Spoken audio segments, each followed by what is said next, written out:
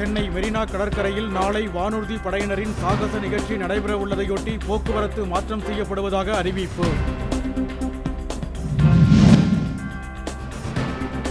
ஹரியானா மாநில சட்டப்பேரவைத் தேர்தல் வாக்குப்பதிவு தொடக்கம்.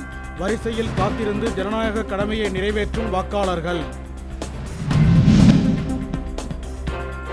இந்தியா முழுவதும் வேலையின்மை எனும் நோயை பாஜக பரப்பியுள்ளதாக மக்களவை எதிர்க்கட்சித் தலைவர் ராகுல் காந்தி சாடல்.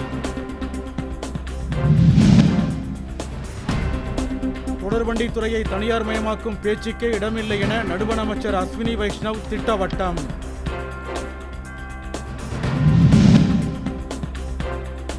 காவிரி நீர்பிடிப்பு பகுதிகளில் பெய்து வரும் கனமழையால் ஒகேனக்கலுக்கு நீர்வரத்து வினாடிக்கு 10,000 கன அடியாக அதிகரிப்பு.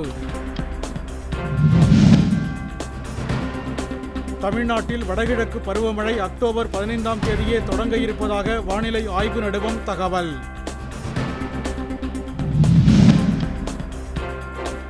திருப்பதி லட்டு குறித்து தவறான தகவல்களை பரப்பியதற்காக சந்திரபாபு நாயுடு மக்களிடம் மன்னிப்பு கேட்க ஜெகன்மோகன் ரெட்டி வலியுறுத்தல். தொழில்நுட்ப பராமரிப்பு பணி மேற்கொள்ளப்பட உள்ளதால் கடவுச்சீட்டு சேவை இணையதளம் நாளை மறுநாள் வரை இயங்காது என அறிவிப்பு. புரட்டாசி சனிக்கிழமையொட்டி அரியலூர் அருகே உள்ள கலியுக வரதராஜ பெருமாள் கோவிலில் நீண்ட வரிசையில் காத்திருந்து பக்தர்கள் வழிபாடு. ஈரான் நடத்திய தாக்குதலுக்கு பதிலடி கொடுக்கும் எல்லா உரிமைகளும் இஸ்ரேலுக்கு உள்ளது என அமெரிக்க அதிபர் ஜோ பைடன் கருத்து.